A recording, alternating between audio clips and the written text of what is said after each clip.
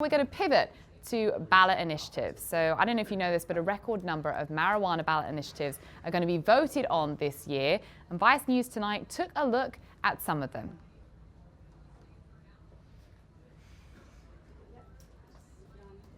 Clear, guys.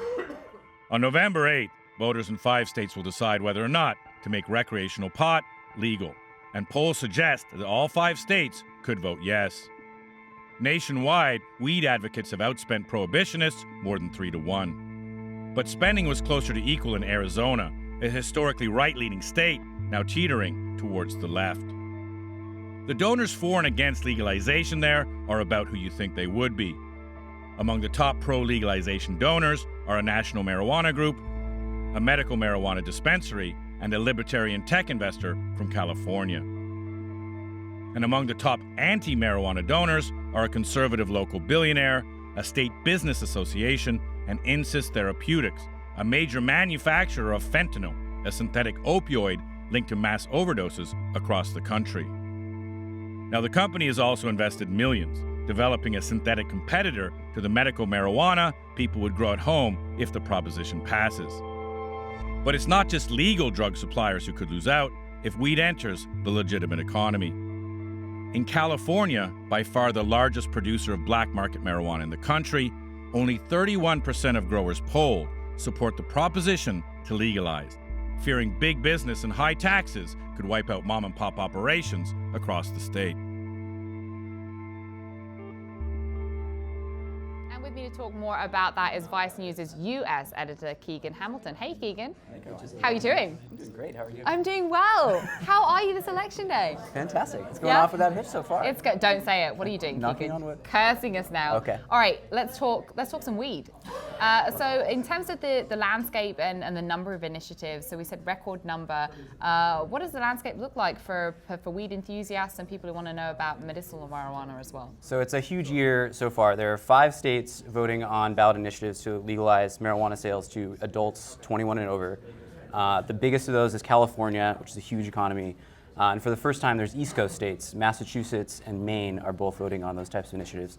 4 other states are voting either to enact new medical marijuana laws or expand them. So altogether, we've got something like 82 million Americans living in states that are voting on marijuana laws of some people. kind. Yeah, it's a 82 million. significant portion of the So country. what drives a state to kind of put an initiative like the one that's on the ballot, for example, in Florida, on the ballot? Like, what prompts a state or what prompts the people to do that? So Florida is voting, one of the states that's voting on medical marijuana. They've voted on medical marijuana in the past and voted it down. This proposal is a little bit different, and there's a grassroots movement where people are seeing other states. They're seeing new research, they're seeing anecdotal evidence of how helpful this can be to people with debilitating conditions, to kids in some cases. So it's I think a really a vote. It's perfect for ballot initiatives because it's leaving it to the voters to decide whether this is something that wants to be done. And in terms of recreational marijuana, so obviously, Colorado, Washington State, we've seen a kind of groundswell and a shift in the last few years of those states actually legalizing recreational marijuana. Has that then had the domino effect that some people hoped maybe that it would have? I think we're about to find out this election whether or not it has a domino effect. I mean, Colorado and Washington were the first 2 states that started it. Oregon and Alaska followed suit, and Washington, D.C. And a lot of people have been watching those states, and the sky hasn't fallen. A lot of the dire predictions about the negative side effects haven't come true. They've seen a lot of tax revenue, a lot of the promised benefits, and I think voters are going to be looking to what happened in those states when they decide today whether or not to vote for marijuana. So let's talk about Colorado for a second, because Pueblo in Colorado is kind of an anomaly. So tell us why. So Pueblo is in eastern Colorado. They've had anecdotally a lot of problems with the black market. They're close to Nebraska and Kansas, and they've been getting people who are driving in from out of state, potentially trying to buy weed and taking it across state lines, which is still illegal federally. Right. The local law enforcement has been opposed to legalization, and now there's, and some community groups as well. So now there's a decision as to whether or not they're going to withdraw from legalization. Interesting. Oh, and we actually have a guest that we're going to be coming to right now, Sean Hanukkah, who's the CEO of Yeti Farms, and he actually is a business owner in Pueblo, Colorado. Hey, Sean, how's it going? Doing great, thank you. Good. All right. So, you've just been hearing what Keegan's been saying. Give us the landscape, because everybody knows, like Colorado, historically, 2012 passed this legalization bill. It's been in effect for the last 2 years. And yet in Pueblo, people want to change that. What's going on? Well, what's really happened down there is we have both medical and recreational marijuana markets down there, and they're both thriving, doing great. Pueblo happens to be an agricultural community, so cultivation is huge within their history, and it's helping out with the marijuana future. What it really comes down to is a few predominant families in town decided that they no longer wanted recreational marijuana, put together a ballot initiative, collected some funding from some different places that they're not being totally transparent about. But regardless of that, they collected funding and put together a ballot initiative with enough signatures to get it actually on the ballot. And today is a huge day for myself and a ton of my colleagues in Pueblo, Colorado. They could possibly shut down the recreational market. Within 12 months, we would all have to shut down our recreational businesses. This includes dispensaries, cultivation, and marijuana-infused product businesses, leaving us only with the medical market and the hemp market, Wow. which will absolutely make no sense because they can simply travel to another county or another city and pick up their recreational marijuana and come straight back to Pueblo with it. So, how worried are you that this is actually going to happen? That, by the end of today, you might have to reconsider how you're going to conduct business after 12 months? Well, we have Plan B in effect, of course. We're just going to have to split our businesses in medical and recreational and go to another town and start a business there. They're welcoming us, more towns that are a lot more open to what we're doing, of course. But when this all started, it made my ulcer go from the size of a nickel to the size of a quarter. But to be honest, I'm back down to about the size of a nickel. Time talking to local people, standing in line at local businesses, and I've only had one opposition in probably the 35 different people I spoke with. Everybody understands what a huge economic boom this is for Pueblo, which has been struggling since the steel has left in the 80s and 90s and moved out of the country. So we're doing our best to put a professional face on this. We're recognized all over the world as becoming potential capital for cannabis for the entire world. So we're trying to keep our fingers crossed, and everybody we know to please get out and vote and support that as much as possible.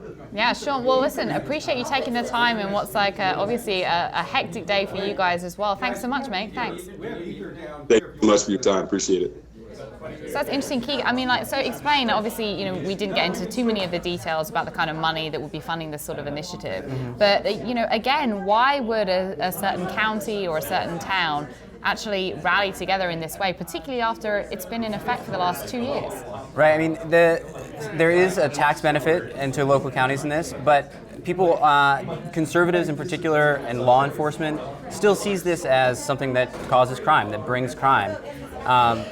Whether or not that is a result of legalization in Colorado or the fact that it remains illegal in the neighboring states, I think a lot of people who are pro-legalization would say that the solution is ending prohibition nationwide to solve some of the problems that Pueblo is seeing. Interesting. And, and the Votecaster actually told us earlier, Ken was mentioning about some of the data they're getting out of Colorado, which is that if the millennial vote, that's sort of 18 to 24, the numbers actually are lower than one might expect in terms of turnout. Obviously, there is still about 20% of the turnout still to come, but based on early voting, that 80% of early voting that we've already got from Colorado, it looks like that 18 to 24-year-old bracket is actually a lower turnout than may be expected. And obviously, that's a bracket one would expect might be a little bit more amenable to a marijuana initiative and want to perhaps kill this kind of amendment. Absolutely. All the polling, just recently in the lead up to the election, there were 2 polls that showed overwhelming support for marijuana legalization among millennials, like 77%.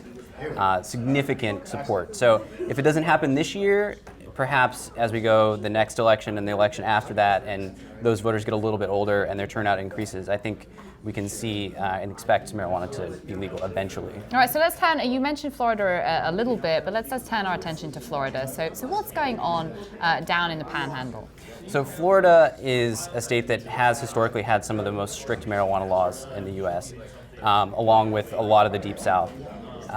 They've, like I said earlier, they've voted against marijuana medical marijuana in the past, and now it's back on the ballot, and they're reconsidering whether or not to allow pretty limited medical marijuana market for people with legitimate conditions. And there's a pretty aggressive ad campaign going on down in Florida. I don't know if we've got one of the ads to show you. Do we have one of the ads to show everybody? I don't think we do. We don't have one of the ads, but you can check it out because there is a pretty aggressive ad campaign going on down in Florida to try and kill this proposed medical marijuana initiative. But for a lot of families, they say it would be an absolute game changer if they had access to this. And for more on that, we're actually going to bring in Mariah Barnhart, who's the CEO of Canna Mums. So Mariah, I don't know if you're with us. Can you hear us? Waiting on getting Mariah. Hey, Mariah, can you hear us all right? We're going to try and get Mariah with us. Can you hear us now, Mariah? How are you doing? Great, thank you. How are you? Good, good. Thanks for being with us. So talk to us a little bit about this initiative that's happening down in Florida and why it matters to you. Well, my daughter's been on campus for the majority of 3.5 years with brain cancer in 2020. To be honest, in mid-2016, a lot of us concerned about bringing it into institutions that as medicine. Mariah, I'm just going to stop you for a second. We've got a little problem with your audio. It might be your headphones. Do you want to do me a favor? You want to take out the headphones and let's see if that's any better. All right. Let's pull it out the plug and let's see if we can hear you any better without the headphones, because it might be the headphones that are screwing us over. Can you hear me better now? I can hear you a lot better now. Yeah, thank you. All right, do you want to try that again then? So just in terms of your daughter, obviously I know this is really important to you because of her. So tell us about her story. Well, we're actually back actually in a room being treated. She of 3.5 years has been hospitalized. Started her on campus. Oh, Mariah, I'm sorry. We're having some serious issues with your audio. We're going to try, and we're going to hang up now. We're going to try and sort it out. Our control room's going to give you a call because we know your daughter. They're in Tennessee right now. They're from Florida. They're actually in St. Jude's Hospital in Tennessee. And so we so appreciate you taking the time. But we're going to hang up. We're going to try and get you on the phone, and we'll come back to you in a little bit because we really want to hear your story. Thanks, Mariah. All right, so we didn't get to hear from Mariah, but Keegan, I mean, just kind of going into it a little bit in terms of the kind of battles that are going on. When people think about pot and legalization of pot in America, you know, they may think of like the stoner, they think of like the college bra, but this is the other face inside of it, isn't it? Absolutely, and that's been a really dramatic change over the last 10 to 15 years in going from that stereotypical stoner culture to a lot of people seeing this as just regular medicine. That people like her really want to get and are going to great lengths. Like she's driving from Florida to Tennessee to get what she believes is the only medicine that can help her daughter. Making it legal in a state, making it so she doesn't have to do that drive. It seems like a common sense thing to a lot of people these days. Yeah, absolutely. Well, hopefully we'll get you back when we have Mariah back and her daughter as well. But thanks, Keegan.